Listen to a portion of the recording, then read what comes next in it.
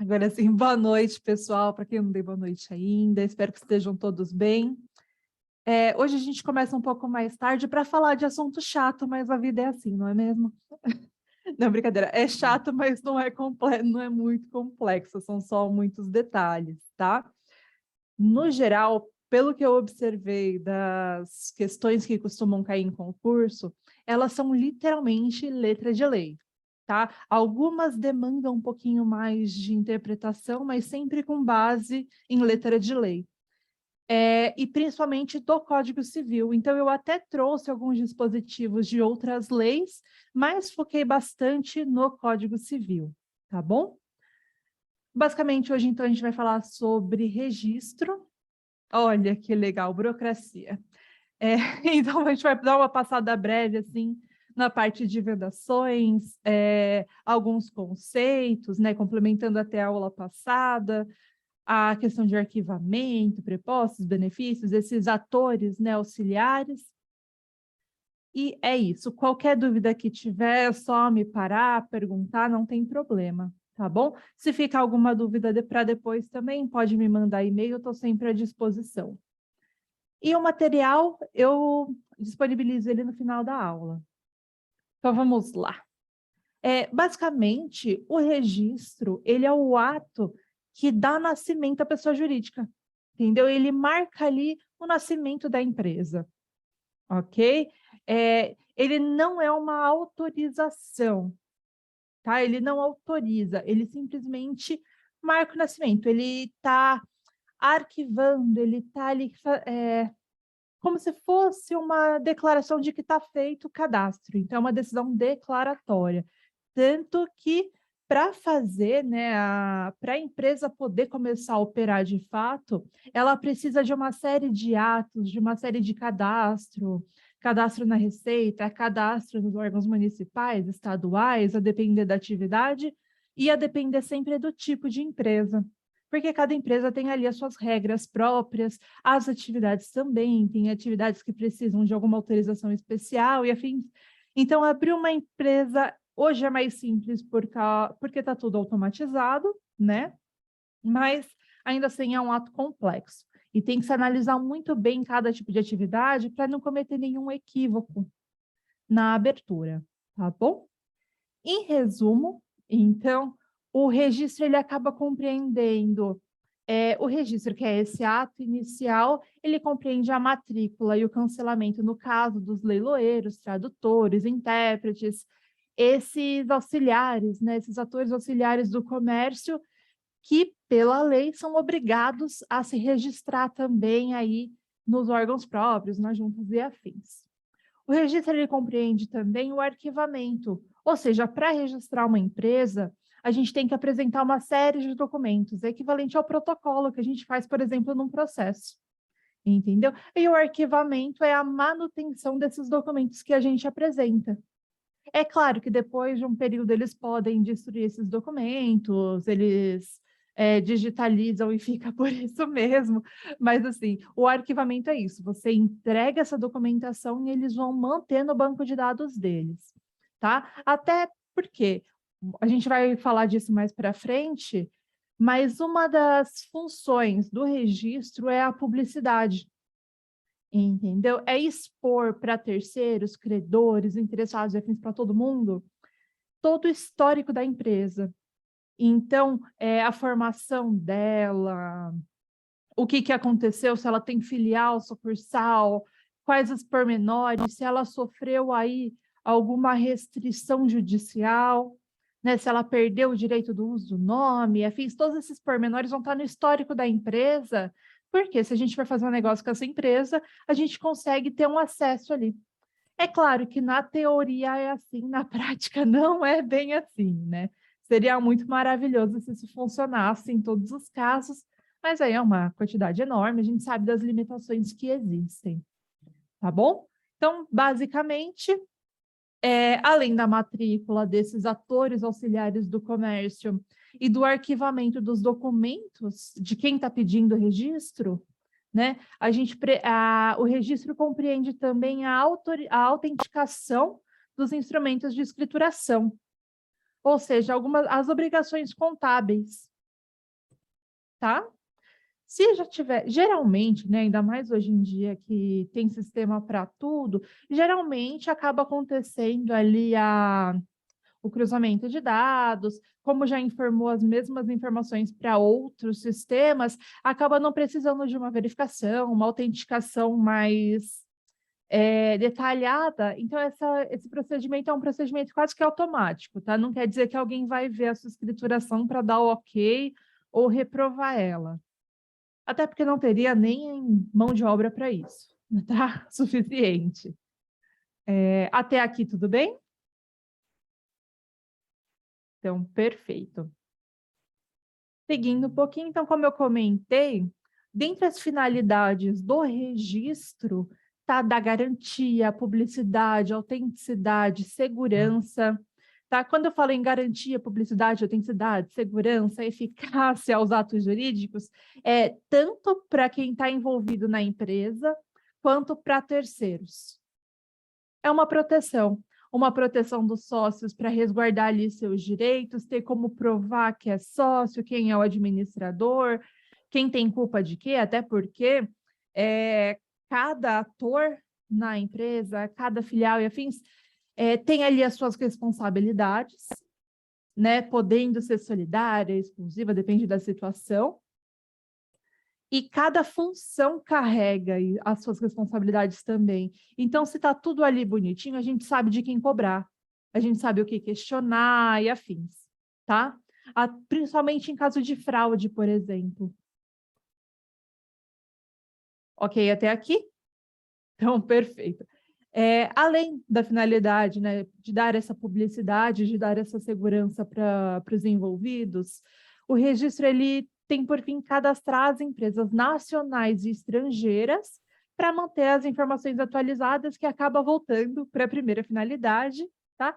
E como a gente já comentou também, fazer a matrícula desses agentes auxiliares do comércio, que seriam lá os tradutores, intérpretes e afins. Esse procedimento, né, a sistemática do registro, ela está aí amparada tanto na esfera federal, tá, pelo órgão regulamentador, quanto na estadual, porque via de regra juntas, quando deve ser registrado em junta comercial, a gente sabe que tem outros casos que tem órgãos de registro próprio. Por exemplo, a gente vai abrir um escritório de advocacia, o registro não é na junta comercial, é na OAB, porque é um tipo de pessoa jurídica que tem uma estrutura completamente diferente de uma empresa, né, normal, assim, por assim dizer. Então, basicamente tem aí esse ciclo. Esse ciclo não, mas tem esse amparo, tá? Tanto amparo federal quanto estadual nesse trâmite, ok? Para fazer o registro, não precisa de autorização do governo, tá? Autorização governamental em qualquer que seja o âmbito, e governamental no sentido amplo, não precisa, é basicamente um cadastro, tá? Viu o cadastro, verificou que a documentação está certinha, não tem nenhum impedimento, preencheu todos os requisitos, tá tudo bacana, o cadastro está aprovado. Aprovado, mas assim, por meio de uma decisão que fala, tá tudo legal, pode passar, essa empresa não tem problemas aparentes, não tem uma análise profunda, ok? Isso é importante ter em mente. O próprio parágrafo único, ele já destaca o sistema REDSIM. Hoje em dia, esse registro, né, esse protocolo que a gente fala, ele é feito online por esse sistema integrado. Então, se for, por exemplo, em São Paulo, já é integrado com o município. Então, você manda as informações, os documentos, e aí ele já faz todos os trâmites online, você só vai acompanhando. Se precisa fazer alguma coisa, pagar alguma taxa, já paga também, e vai acompanhando. Outros municípios não. Por exemplo, eu sou de Santo André. Quando chega na fase de cadastrar, de fazer o cadastro municipal de contribuinte, aí eu tenho que ir até a prefeitura, tenho que fazer os trâmites pela prefeitura, tá? Mas os outros trâmites a gente consegue fazer online. Ok? Então, perfeito, vou seguir. Como eu já comentei, o início da personalidade jurídica, o início da vida de uma empresa é com uma inscrição no registro, tá? É quando você tem a inscrição ali da junta, salvo se for um tipo de empresa, um tipo de atividade que demanda autorização. Aí tem que analisar caso a caso, tá bom? São muitos pormenores, e aqui hoje a gente só vai dar uma passadinha geral, assim. Se fez o registro, aprovou, tá ali tudo bonitinho, e só que tem algum erro, seja erro por causa do nome, o nome é igual ao de outra empresa, faltava alguma autorização e acabou passando batido e afins, o direito de anular a constituição dessa pessoa jurídica, ele decai em 3 anos, ou seja, depois de 3 anos, tá, tudo, não dá para anular. Pode, claro, por obrigação pedir para corrigir e afins, mas anular, decaiu o direito de pedir anulação. Ok? Tudo certo até aqui? Eu estou indo muito rápido? Não? Então tá bom. Se eu for também me fala, que eu sou ligada no 360. Bom, e o que não pode ser arquivado? Quais as vedações ao registro, a esse protocolo? Olha, se eles constatarem que algum documento não obedece todos os requisitos da lei, tá? Ou dos regulamentos, legislação no geral, né, relativos àquela atividade ou aquele tipo de empresa, ou se eles verificarem que tem alguma matéria ali que é contrária aos bons costumes, pode ser até um acordo entre os sócios. Oi? Ah, desculpa, achei que tinha falado Acho que comigo. alguém... não, acho que tinha alguém com o microfone aberto. Vou ver aqui. Ah, sem problemas. Então, nesse caso, se não obedecer, não preencher todos os requisitos, ou se estabelecer algum termo, alguma cláusula que seja contrário aos bons costumes, à ordem pública, inconstitucional, não vai ser arquivado, tende a voltar ali como exigência e afins, ou já com uma negativa. Aqueles documentos em que tenha o titular, ou seja, o sócio ou o administrador, uma pessoa que foi condenada por uma prática de crime que vede essa atividade empresarial, por exemplo, crime falimentar, entendeu? Se ela é impedida de alguma forma por motivações criminais, também não pode ser arquivado, tá bom? Não vão ser, tendem a não ser arquivados também aqueles atos que não têm ali as informações necessárias para o arquivamento, que nem o capital social, o objeto não está claro, não dá para identificar o que aquela empresa faz, ok? Tem algumas modificações no nome, a gente vai falar sobre isso daqui a pouquinho. Também não vão ser arquivados os atos com nome idêntico a outro já existente. A gente vê que isso passa, às vezes, bastante. Bastante. Você acha ali umas 30 empresas com o mesmo nome, às vezes em atividades similares, às vezes não. Aí acaba sendo necessário, né, tomar outras medidas para evitar o uso do mesmo nome. Mas, via de regra, nomes idênticos não poderiam, né? Os posteriores não poderiam ser arquivados. Só quem está ali primeiro, quem chegou primeiro, tudo bem. É claro, né, que se a empresa está inativa e afins, ela acaba perdendo o direito de proteção ao nome, mas a gente fala disso daqui a pouquinho, ok? Também não vai ser arquivada a alteração contratual, quando, por exemplo, uma alteração contratual que vai contra uma cláusula do contrato social inicial. Então, se tiver alguma cláusula restritiva, ainda que seja por deliberação majoritária, tá? Ela pode não ser arquivada. É claro que isso não depende só do contrato social, depende ali dos atos, né? Das atas e afins da empresa. Então, aqui também depende do tipo de empresa, ok?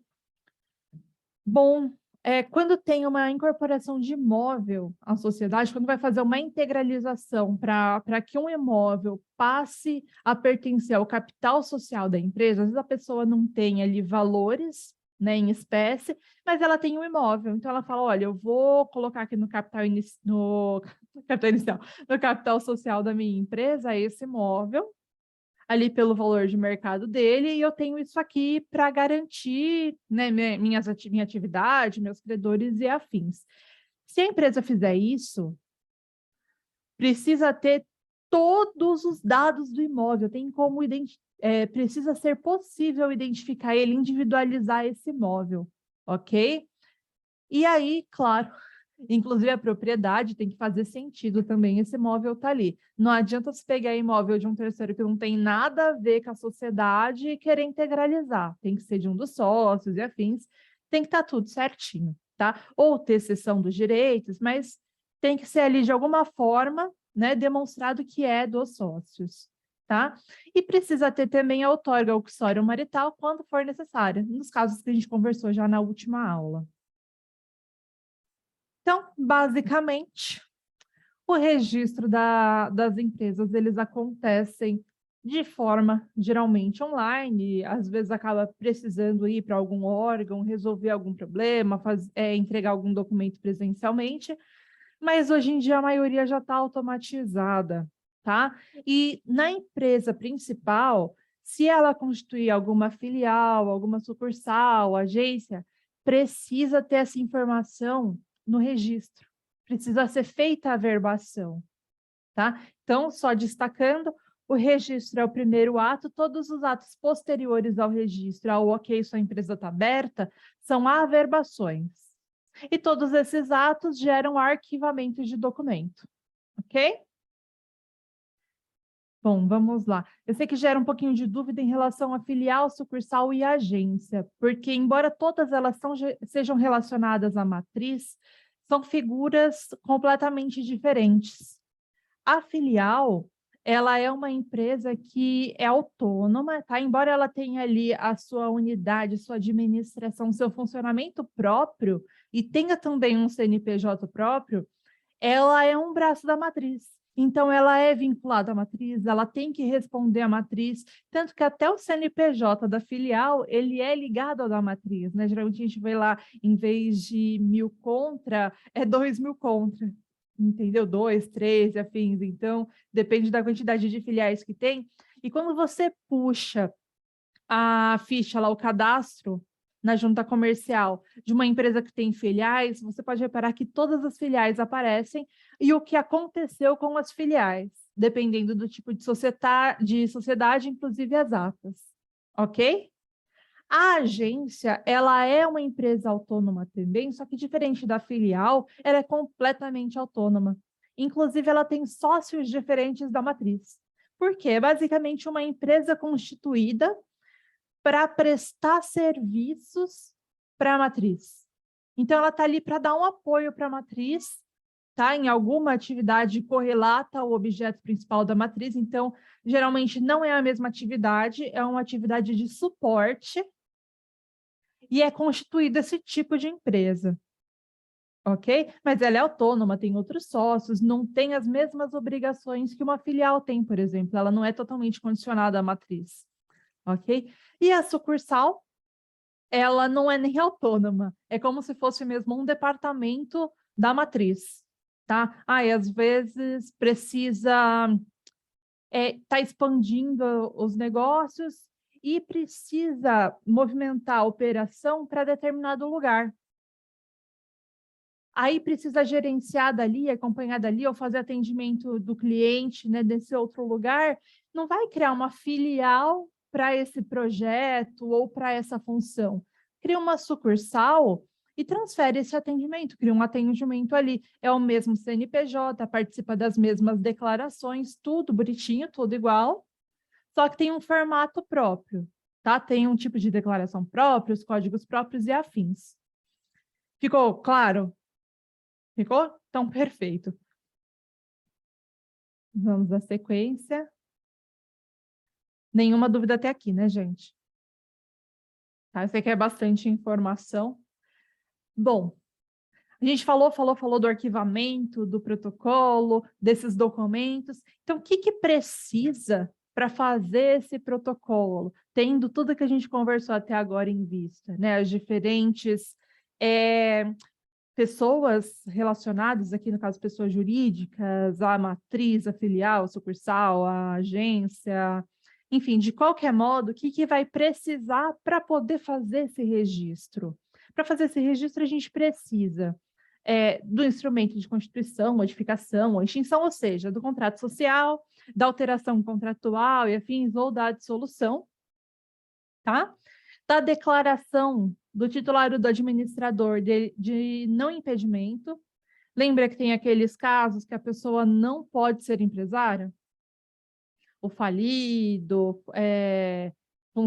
alguns funcionários públicos e afins, militar. Então, ele precisa declarar que ele não é uma pessoa impedida. Muitas vezes, essa declaração ela é feita no próprio contrato social, não precisa nem fazer uma declaração à parte, mas aí depende do formato da sociedade também para isso ser válido, né? Acaba sendo mais tranquilo em pequenas e microempresas, mas por aí, ok? Precisa da ficha cadastral padronizada também, tem um modelinho ali que é basicamente fazer o preenchimento, tá? Do comprovante de pagamento dos preços públicos, das taxas gerais e afins, e da prova de identidade dos titulares e do administrador. Então, ali, RG, comprovante de residência e afins, para confirmar que todas as informações prestadas são verídicas. Tá? Dependendo do tipo de atividade ou do tipo de sociedade, eles podem pedir outros documentos também, tá bom? E aí vem, né, geralmente vem exigência, mas é sempre bom se consultar antes, tomar cuidado, confirmar ali, né, se pelo KNAI escolhido, quais são os documentos, o que vai precisar levar, sempre conversa ali também com o contador ou com o advogado da área, para fazer tudo bonitinho, evitar haver alguma exigência, porque quando você tenta fazer o registro e volta, às vezes acaba demorando muito, né, uma nova decisão sobre a exigência. Aí é aquele porre. Mas, enfim, falando aqui em nome empresarial, que nem a gente tinha comentado já, via de regra, quando a gente faz o registro, a gente tem a proteção do nome que a gente escolheu para aquela empresa. No entanto, nem sempre é feita a verificação de fatos, são muitas empresas, muita coisa automática também, mas essa parte às vezes acaba passando, ou por ser muito similar, não ser exatamente os mesmos termos, acaba passando. E aí, às vezes, tem duas empresas com o mesmo nome, na mesma área, só que em regiões próximas. Então, isso pode gerar aí uma confusão para o consumidor, e acaba gerando também o direito à proteção do nome. Então, vai depender da anterioridade, do uso, da atividade da classe, se tem ou não registro no INPI, tá? Então, aí precisa tomar uma série de cuidados e pode ser notificado a fazer uma alteração nesse nome, via administrativa ou judicial, ok? Agora, se a empresa ficou inativa, né, ou se ela foi uma empresa com contrato celebrado por tempo determinado, aquelas empresas de propósito específico, sabe, a SPE e afins, encerrou a empresa, acabou a validade dela, ou seja, concluiu ali o serviço que ela tinha que fazer. Foi criada uma empresa de propósito específico para um empreendimento, acabou o empreendimento, acabou o problema, encerrou tudo, passaram-se alguns anos, tudo bonitinho. Pode extinguir ela. Extinguiu, né, ela tinha ali seu prazo, extinguir esse prazo, ela perde a proteção do nome também, tá? Bom, em resumo, os nomes empresariais, eles podem até, né, a modificação de 2021 era ou firma ou denominação social. A firma é o nome civil do sócio. Então, a gente vê muito isso em MEI, que geralmente a MEI é o nome completo da pessoa e o CPF. Né? No nosso caso também, escritório de advocacia, a gente pode usar ou nosso nome ou uma abreviação. Não dá para escolher um nome fantasia para um escritório de advocacia, entendeu? É essa a filosofia. Então, é uma firma quando for o nome dos sócios, ok? Agora, a denominação social é qualquer nome. Aí sim tem aquele risco maior de ter igual, de ter alguma briga pelo nome com outras empresas, enfim, aí vem a emoção. E agora tem uma nova modalidade de nome empresarial, que é pura e simplesmente o CNPJ. O seu CNPJ pode ser seu nome, olha que loucura. Aí você acaba dando apelido para a empresa, né? Porque como decorar? A gente não decora mais nem número de telefone. Mas, enfim, tem essa possibilidade agora. Às vezes a pessoa que abre uma empresa, mas não sabe que nome colocar, coloca ali o CNPJ mesmo, é isso mesmo, e depois muda. Tá? Tudo bem até aqui? Bom, essa parte de... Professora, deixa eu só Oi, tirar uma dúvida com claro. relação à filial, né? As franquias, elas são filiais? Elas estão interligadas no mesmo CNPJ da empresa? Como é que funciona?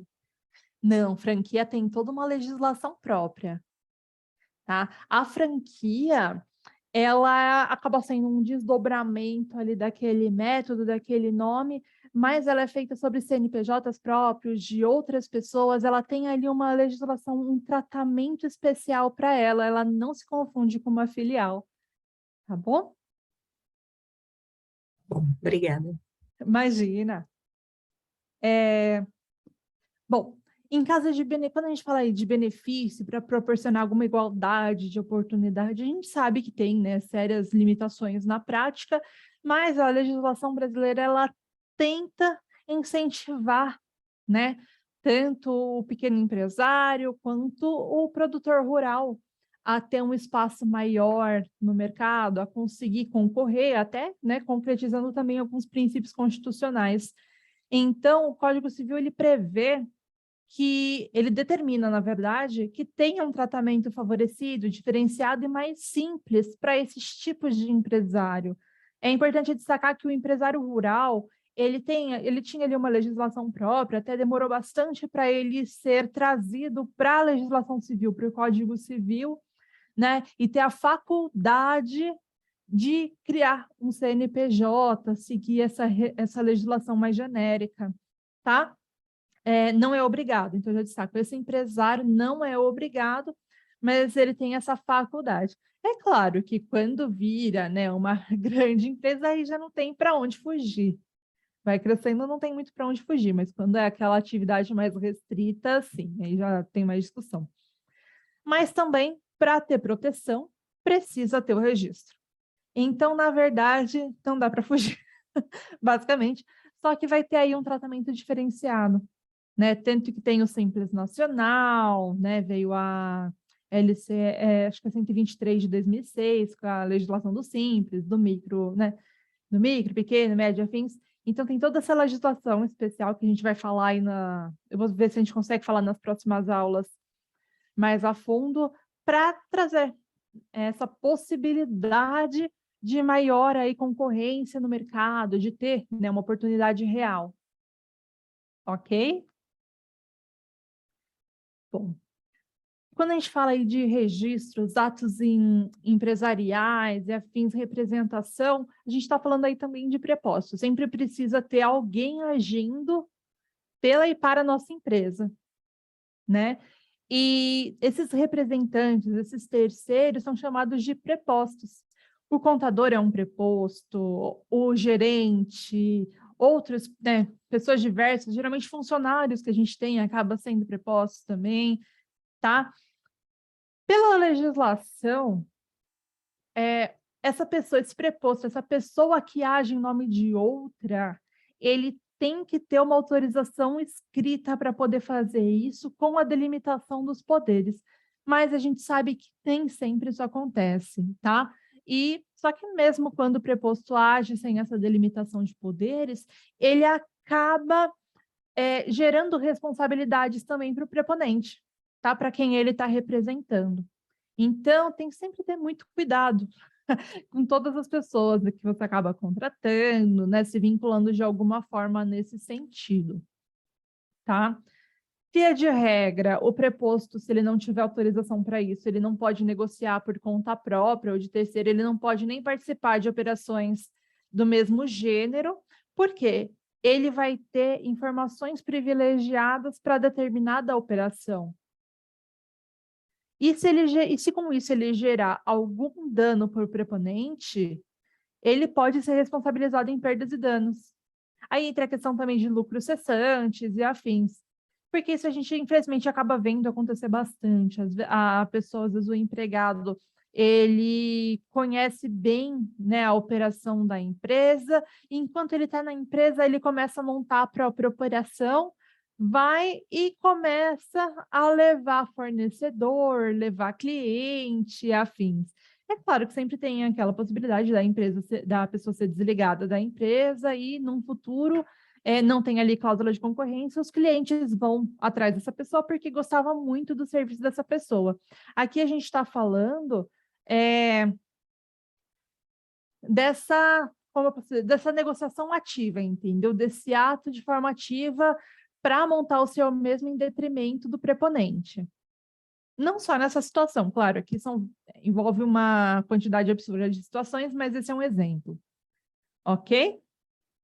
Em relação a quem está lidando com o preposto, se, por exemplo, eu estou representando uma empresa, eu vou entregar uma documentação assinada e assinar lá, enfim, entregar lá uma documentação para um cliente deles. Se eles receberam toda a documentação, ouviram que eu tinha que para falar e me entregaram alguma coisa para eu levar de volta, sem nenhum protesto, aí eu trouxe para o preponente também, ele recebeu bonitinho, só que eu não tinha uma autorização por escrito para fazer isso.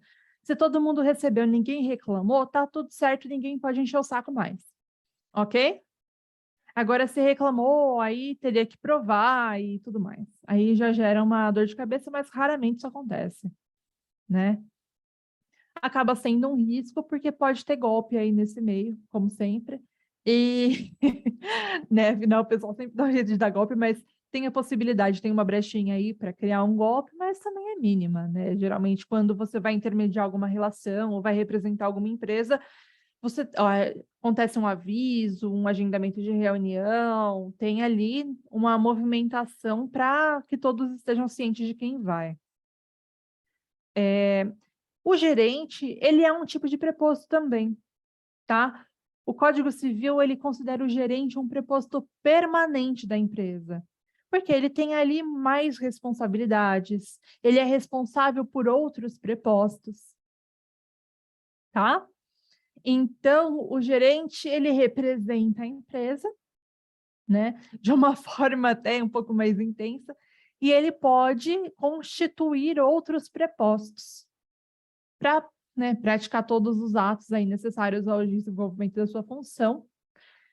Teoricamente, na prática também isso deveria acontecer, ele só pode exercer os atos que ele tiver permissão para tanto. E a permissão é importante que ela seja por escrita, para não gerar nenhum problema, porque assim, se acaba tendo uma falha na comunicação, alguma divergência de entendimento, ou acaba ultrapassando os poderes que quem outorgou esses poderes para ele achou que ele tinha, isso pode gerar uma encrenca muito grande que acaba abalando a relação e ninguém tem como provar nada. Então, é sempre importante fazer tudo no papel, tá?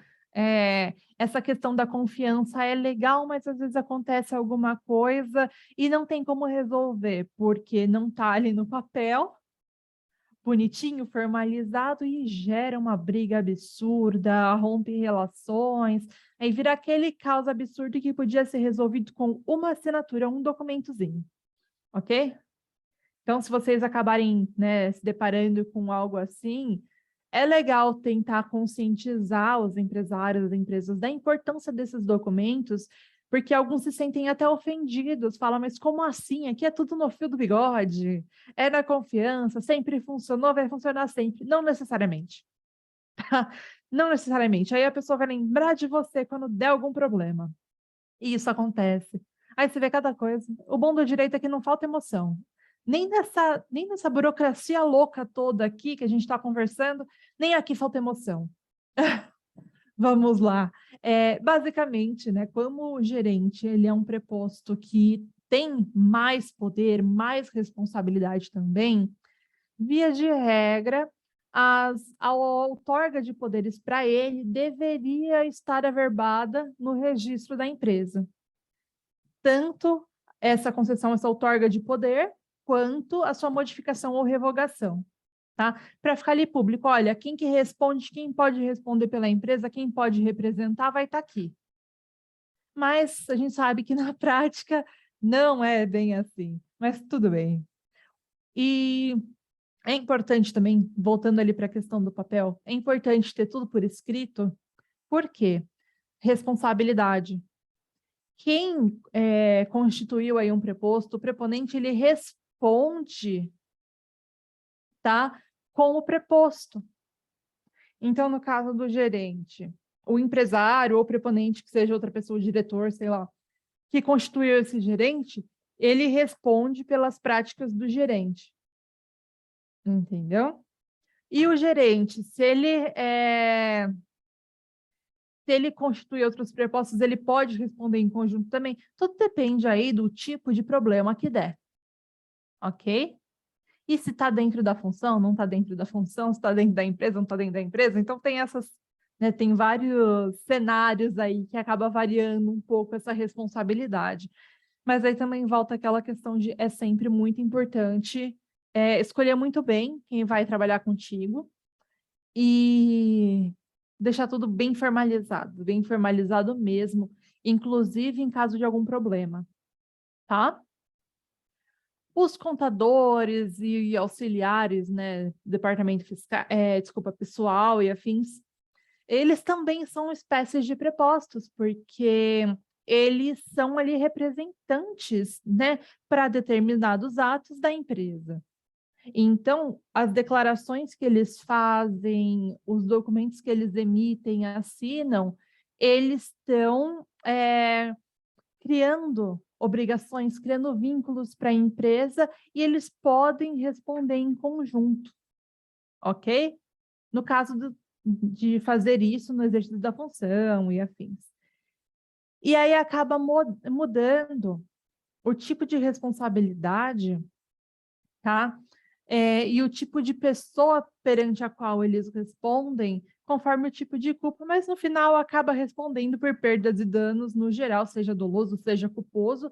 Você provou ali que teve um problema, né? Ah, foi um errinho besta pelo cansaço, foi um erro de digitação. Se gerou um problema, acaba gerando também a obrigação em reparar, entendeu? É uma atividade bem complicada. Ok até aqui? Então tá bom.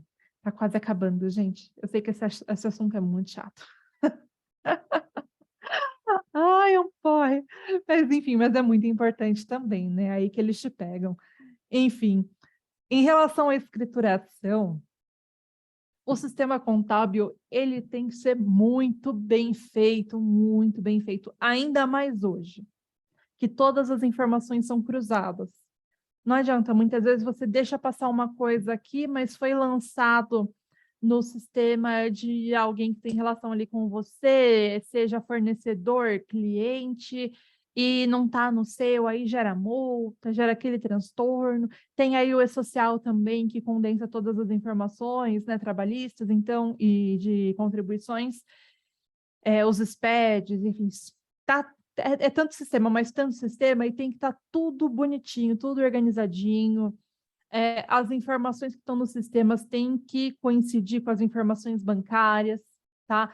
Se você acaba tendo um problema aí futuramente e tem uma quebra de sigilo, a gente pode dar uma omissão de receita, dependendo do que for, aí você tem que justificar, aquela emoção. Então, basicamente, todos os sistemas têm que estar bem escrituradinhos, bonitinhos, preenchidinhos, né, no nosso idioma, ou seja, em português, e na moeda local, tá? Conforme a legislação. Então, as regras acabam mudando bastante e tem que seguir aí as instruções normativas, as resoluções, a legislação estadual, municipal, aquele horror, tá? Desculpa, o consultório, horário.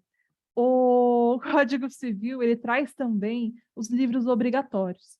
Então, ele determina ali, ele acaba falando bastante no livro diário, no inventário, afins, mas basicamente os livros que todas as empresas precisam ter, salvo ali micro, pequena empresa, que tem, né, alguns benefícios burocráticos também, são o livro diário, o livro razão, o livro caixa,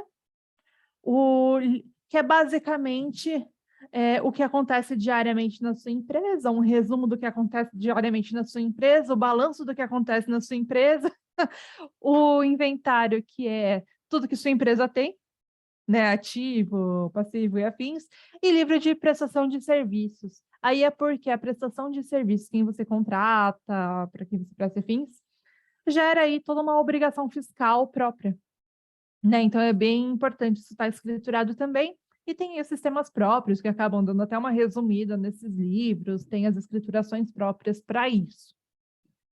Ok até aqui, gente? Perfeito. Aí nem vou falar da parte mecânica, manual e afins, porque hoje em dia é tudo digital, né? É surreal seguir passando no caderninho. Embora talvez seja até mais confiável que no digital, porque no digital a gente vai tão no automático que no caderno deve ser mais confiável, né? Não por maldade, mas por não entrar tanto no automático, assim, você precisa prestar uma atenção maior e são coisas muito repetitivas. Não, qualquer ser humano acaba confundindo, não tem como. Mas vamos lá. O código traz a possibilidade de substituir o livro diário pelo livro balancetes diários e balanços, que vai ter as mesmas informações, só muda a forma. Tá bom? Praticamente as mesmas informações, mas aí também é mais questão contábil, eu vou até passar reto. E no inventário, que nem eu comentei, que ali é uma apuração do que a empresa tem, no inventário precisa ter todos os bens destinados à exploração da atividade, ou seja, máquinas, equipamentos, do computador, da impressora até a máquina, uma máquina pesada, sei lá, a máquina, os carros, enfim. Todos os valores mobiliários de matéria-prima, tá? Tudo que tem na empresa ali, todo o estoque, todo o patrimônio necessário para a empresa operar, ok? Precisa estar no inventário. Assim como todas as ações que a empresa tenha, tá? Isso aqui tudo também é útil para fazer o balanço patrimonial. E se tiver alguma apuração de haveres e afins, raramente tem esses documentos, infelizmente, só empresas maiores acabam, né, tendo, e com acompanhamento, auditoria, acabam tendo isso mais certinho. São poucas as que não têm esse acompanhamento de auditoria que tem, mas é muito importante ter também, tá? E os créditos, por exemplo, você tem ali para receber de clientes 600 mil reais nos próximos meses. Isso tem que estar apurado ali no inventário também, tá bom? As despesas e afins, dependendo do que for ali para o patrimônio, para o ativo, imobilizado da sua empresa, tem que estar ali bonitinho. Em relação ao balanço, tem que ser, né? Claro, que nem eu já ressaltei bastante aqui, tem que representar a situação real da empresa, tá? Tendo ali todo o resultado, questão de prejuízo, até porque é muito importante ter a escrituração certa, porque dependendo do regime fiscal da sua empresa, tudo vai gerar um benefício, um prejuízo, tudo dá para usar, todas essas informações são úteis de alguma forma. Entendeu? Por exemplo, aí está demonstrado que a sua empresa, todo passivo que ela tem vai ser um passivo de difícil recuperação, ela não tem condições mesmo, ela não está conseguindo se reerguer, talvez não o suficiente para abrir falência, mas ela não consegue se reerguer, ou ninguém pediu ainda. E se for reconhecido, por exemplo, pela Receita, que ela é esse tipo de empresa, ela pode ter benefício em renegociação de débito tributário, que nem agora está acontecendo, né, aí na transação tributária que vai até o dia 31, para algumas modalidades, outras passam um pouquinho. Se for, né, se a PGFN entender que é uma empresa que não tem condições de pagar, não vai conseguir pagar de jeito nenhum, ela pode ter aí X% de desconto no débito principal, não só nos juros na multa. Entendeu? E se ela não declarasse nada? E se ela tivesse devendo sem ter declarado, sem ter informado, ela não ia poder ter esse benefício hoje para se reerguer. Entendeu? Por isso que é muito importante toda a informação que a gente coloca nas nossas escriturações elas vão ter algum efeito futuramente. Seja porque a gente vai estar sendo apurado por alguma fraude, alguma omissão, seja para ter algum benefício, seja para falar, ah, meu Deus, lascou, o que eu vou fazer agora? Então, sempre tem alguma utilidade, porque aí isso ajuda também a montar uma estratégia, ok? É aquela coisa, é um assunto chato, mas é um assunto muito importante. Tá? Agora, a gente está basicamente acabando aqui com a questão de exibição de documentos. Via de regra, nem autoridade, nem juiz, nem o tribunal pode ordenar a verificação dos seus livros, tá? Dos livros da empresa. Mas, se tiver alguma reserva legal, alguma suspeita de fraude, ou se for necessário para apuração fiscal, essa vedação cai, tá? A apuração fiscal já não precisa nem justificar. Eles já não estão sujeitos a essa vedação. Tudo bem? E se tiver alguma recusa, se for uma dessas situações excepcionais que permitem a verificação dos livros da empresa e a empresa não entregar, aí vai fazer ali a apreensão judicial, vira aquele horror.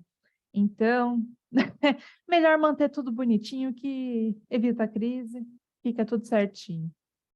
Em relação à conservação de documentos, é basicamente tem que seguir, por exemplo, os prazos prescricionais, decadenciais. É sempre importante conservar os documentos conforme o tempo que eles podem ser acionados por algum órgão. Então, aí você vai jogar algum comprovante fiscal fora, né? Alguma declaração fora. Vê se está tudo certo. Se não pode acontecer nada que você precise comprovar algo depois. Vê se todos os prazos decadenciais prescricionais já passaram. Já passou? Digitaliza, depois joga fora. Tá? É sempre bom ter todo o cuidado possível, sempre. E aí, esperar, mas deu o prazo, não vai ser mais útil, eles vão ter que comprovar. Legal, dá mais um tempinho para ver se não vai dar problema mesmo, se tem certeza que não vai dar problema, que você não vai precisar desse documento, aí tudo bem se desfazer. Tá? Até lá, a manutenção dele completo, bonitinho. Ok? E todas essas regras aí que a gente conversou, elas são aplicadas tanto às matrizes quanto às sucursais, filiais, agências, seja no Brasil, tá? Do empresário local ou sociedade com sede em país estrangeiro. Se está aqui, tem que seguir as nossas regras e essas regras cabem para todo mundo. Não importa se o sócio está lá fora, está aqui dentro, se é estrangeiro, se é brasileiro, está aqui, segue nossas regras. Ok? Vamos para as questões? Vamos lá, vocês vão ver, é totalmente letra de lei, totalmente. Eu trouxe umas curtinhas, acho que só tem uma longa aí, porque eu sei que é maldade. Vamos lá. Conclui-se, tá, em atenção a essa afirmação aqui, qual é a alternativa correta? Conclui-se que os documentos relativos à constituição de referida sociedade foram objeto de matrícula no Registro Público de Empresas Mercantis e que os livros empresariais devem ser submetidos à autenticação como requisito extrínseco de regularidade na escrituração. Vocês acham que está certo ou está errado?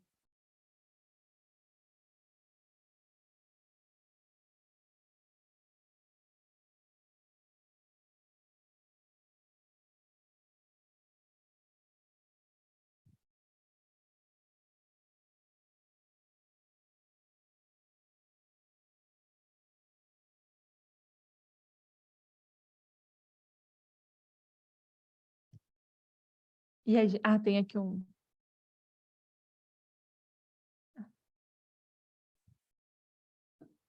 E aí, gente, quem arrisca?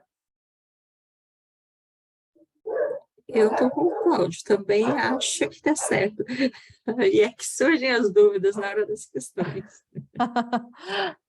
Olha, vamos lá, vamos lá. Ela está errada, tá? Porque assim, que nem eu mencionei há pouco, a regularidade do registro, ela só é verificada em situação excepcional. sempre pensa nesse tipo de questão na prática. O que que é plausível na prática? Geralmente, né, o código ele é bem até que coerente. Tem muita coisa que não é aplicada, mas ele é bem coerente, assim. Então, não dá para verificar a regularidade de todas as escriturações e todas as matrículas e tudo bonitinho. Eles verificam para ver se está tudo certinho, os requisitos estão preenchidos, está tudo bonitinho. Mas na escrituração, são só nas situações excepcionais, ou seja, se a lei determina, se vem algum problema judicial que determina essa verificação da escrituração. E é muito importante, embora sejam matérias relacionadas, não confundir registro com escrituração, tá? São institutos relacionados, porém diferentes. Beleza? Vamos para a próxima. É o mesmo tipo de questão. O registro da atividade empresarial na junta comercial representa uma autorização estatal para a constituição da empresa e formação da pessoa jurídica. Vocês acham que está certo ou está errado? Ó, lê sempre com bastante calma todos os termos. O registro da atividade empresarial na junta representa uma autorização estatal? Pensa bem. Entendeu? Para a Constituição? Então, ela está certa ou está errada?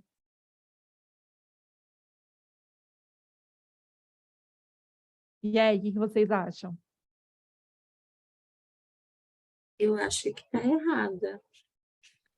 Muito bem, está errada mesmo. Porque não é uma autorização, ela é uma decisão declaratória. Ok? Vamos para a próxima, está acabando. Bom, considere as seguintes proposições acerca do registro de empresa. A primeira, entre outras atribuições, cabe ao órgão incumbido do registro verificar a regularidade das publicações determinadas em lei. Tá? Isso significa que cabe a quem vai fazer o registro verificar o que está descrito na lei para verificar o que ele tem que exigir, conferir, afins. Até aí, né? Ok. Segunda, o ato sujeito a registro, ressalvadas disposições especiais da lei, não pode, antes do cumprimento das respectivas formalidades, ser oposto a terceiro, salvo prova de que conhecia. Ok? É plausível? Plausível, né? Terceiro, a sociedade empresária vincula-se ao registro civil das pessoas jurídicas. É registro civil? A quarta, cumpre a autoridade competente, antes de efetivar o registro, verificar a legitimidade do signatário do requerimento, mas não a sua autenticidade. Será? E a quinta, o registro é pressuposto para a constituição regular da sociedade empresária, mas a aquisição de personalidade jurídica só ocorre com a inscrição no Cadastro Nacional de Pessoas Jurídicas. E aí, qual vocês acham que está certa?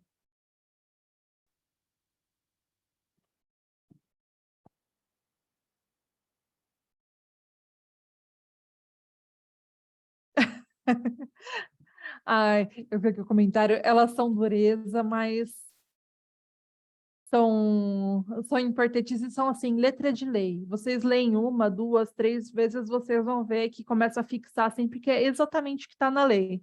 E está certíssima, é a E, tá? Ó, que nem eu falei, letra de lei. Cada enunciado aqui estava em um artigo do Código Civil, tá? Eles focam muito no Código Civil. Então, cada um estava no Código Civil. Vamos lá para a próxima. Será que é a última?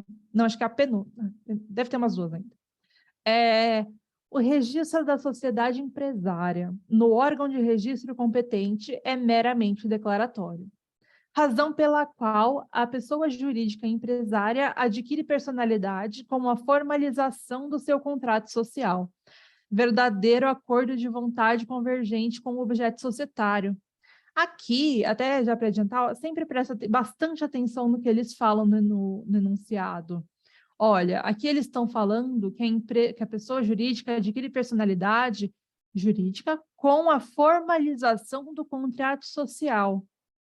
tá? E aqui, complementando com o verdadeiro acordo de vontade convergente do objeto societário, blá, blá, blá, ele está falando que a simples elaboração do contrato social e a assinatura já dá personalidade jurídica. É isso. E aí, o que vocês acham?